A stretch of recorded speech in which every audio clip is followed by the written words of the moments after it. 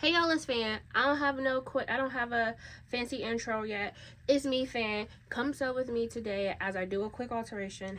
Got a pair of pants from a client who needed them hemmed higher and wanted them a little bit narrower. And there's a jacket that she wants to be shorter. So let's work through these things real quick and get this alteration done for her. First thing I did was turn the pants inside out. I folded the pants in half so that the inseam is straight down. I'm going to be shortening this like 1.5 inches. So I measured down from the crotch to the end of the pant, and then I lined up the edge of the pant and marked it evenly, whatever it was that I was going to be taking off, like 1.5 inches. So I measured it, got a straight line there. Then I'm going to cut it. The important thing to note here is to make sure that the bottom of your pants are even. So now I'm going to mark the lines where I plan to taper the leg. So you're going to pull all the fullness kind of to the middle so that the one side is flat.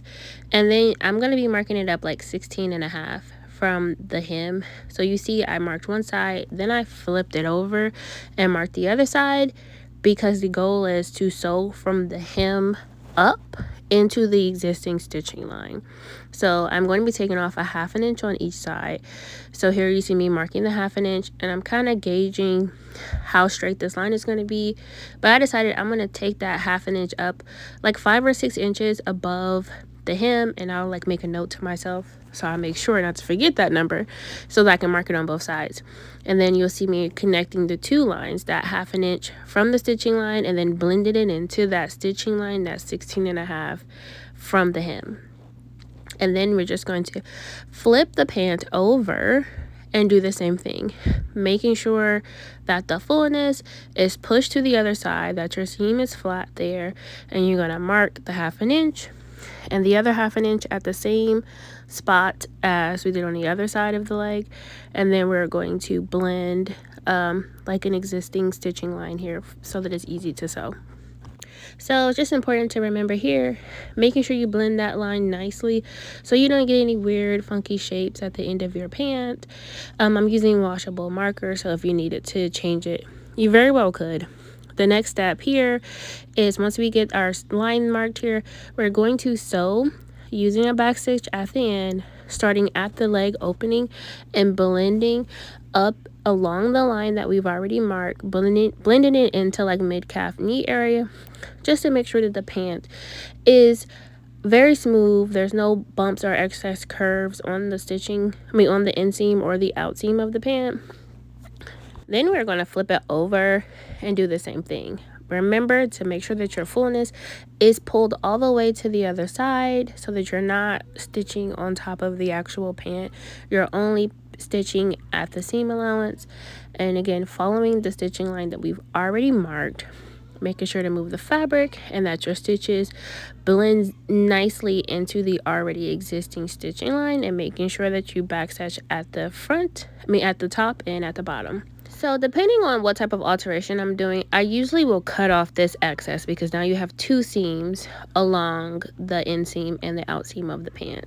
But this was a very light fabric, and I didn't want to cut it off and make the seam allowance too small. So I decided to just undo the stitches below where we blended to 0, which is that 16.5 mark.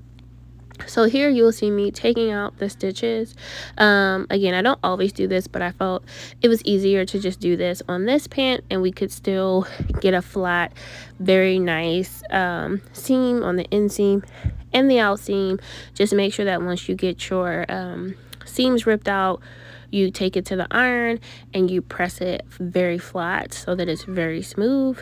The next thing I'm going to do is, this fabric or this sample already had white threads, so I serged it in the hem so that it was already clean finish.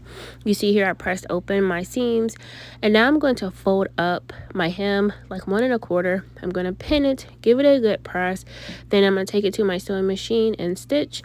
Here you can see that it is done. It is very color matched on the other side. You can barely see it.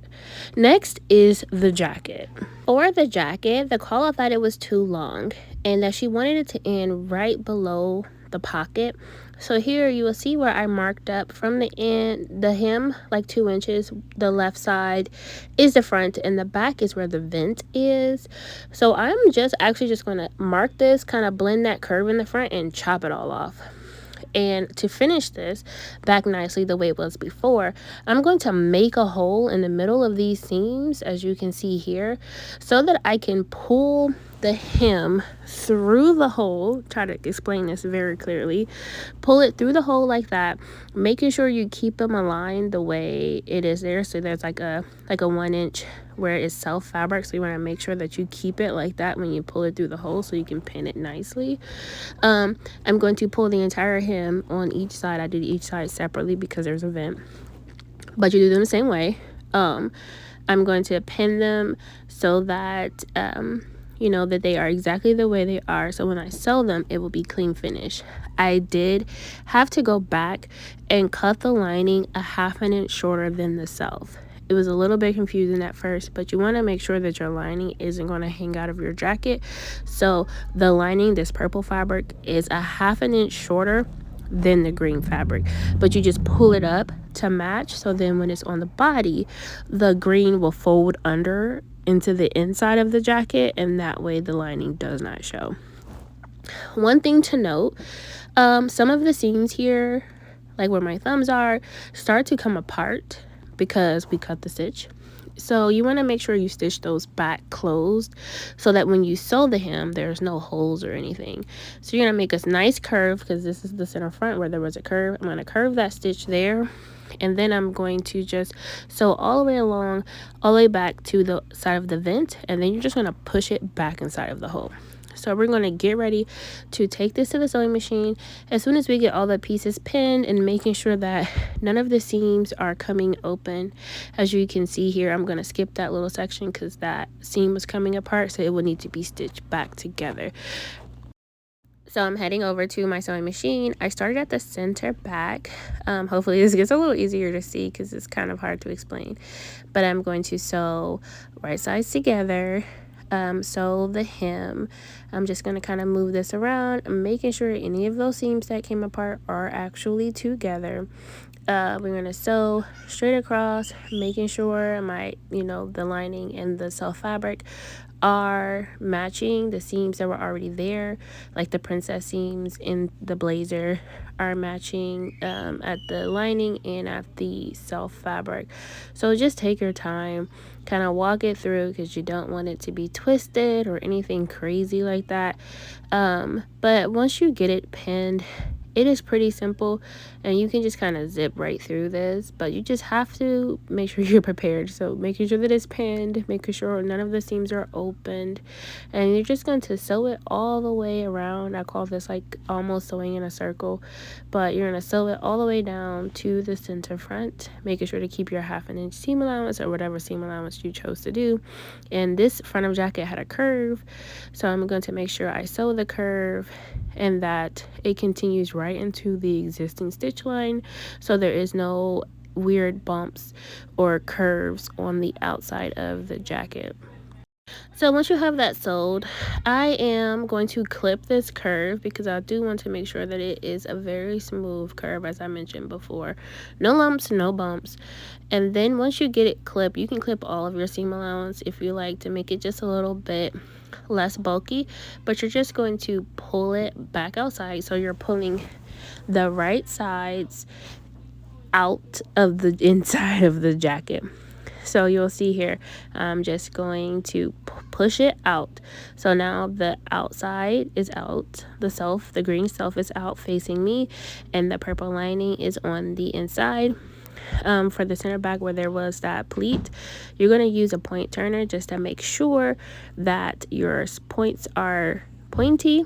Give it a good press, and this is what it looked like. I did one side and I will do the other side, but that was it for shortening my jacket.